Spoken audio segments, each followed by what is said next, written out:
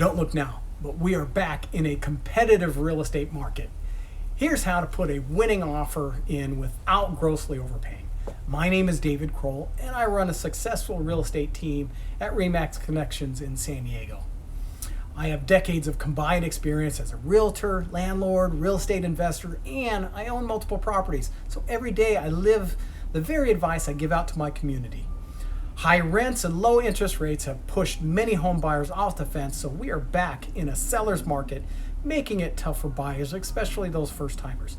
If you're in the market for a new home, you may want to follow these tips and give yourself a leg up on the competition and increase your chances of securing the home of your dreams, even in this hot market.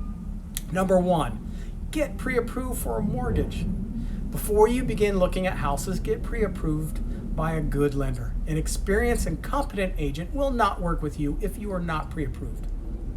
A seller's agent won't even look at your offer if it doesn't come with a pre-approval, so save yourself some time and disappointment and speak to a lender today. 2, make the seller an offer they can't refuse. Come on. Once you're pre-approved and you found the home of your dreams, you're ready to submit an offer that nobody can refuse. So, keep in mind there are 4 main items that all sellers look for in an offer, and I will speak quickly to them. 1, purchase price. 2, deposit, closing date, and lastly, conditions. I will speak to each of these. First, put in your best price. One of the biggest mistakes that home buyers make is they put too much emphasis on the asking price. The asking price is not an indication of value. It is simply an arbitrary number. In some cases, the asking price is not even the end point, but the starting point for offers. I understand. Everybody wants a deal, but sometimes the asking price is low on purpose to generate multiple bids. And if you're in competition, guess what?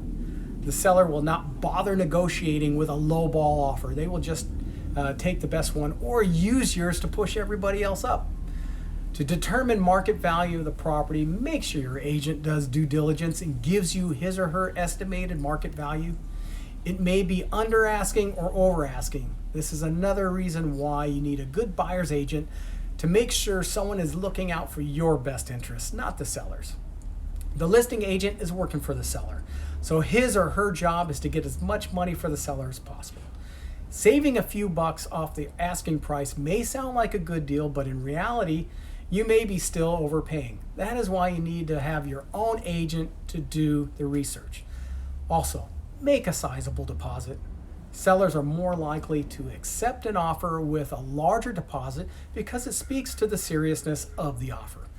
If you have a savings, a 20% down payment or better makes for a strong offer in the eyes of the seller. But we can work with deposits as low as 3.5% of the purchase price. Another good thing, be flexible with closing. The closing date usually takes a back seat to the purchase price, but in some cases, the sellers will require either a long closing or a short closing. The more flexible you can be with closing, the better your chances of acquiring a property, even if you don't have the highest bid. Also, submit an offer as clean as possible. The fewer conditions you have in the offer, the better your chances. But don't do anything that you're not comfortable with. If your pre-approval comes in at much higher than the purchase price, then you have at least 20% down payment. I would not recommend dropping the financing condition. I would also not recommend dropping the home inspection condition unless an inspection report was already done by the seller and provided to you in advance. If you're happy with that inspection report, you can comfortably remove that condition from your offer and it will go a long way. Making your offer contingent upon selling your current home will likely not fly, especially if you're competing against other offers. All these reasons magnify the importance of hiring a great buyer's agent to help guide you through the process and give you valuable insight. One other thing you can do is write a letter. Writing a letter to the seller is a nice idea and may push your offer to the top, but will not replace any of the previous items I talked about. Where it comes in handy is if you guys are at a tie, it could be the go-ahead tiebreaker. So anyways, again, my name is David Crowell. I would love to help you with the purchase of a home.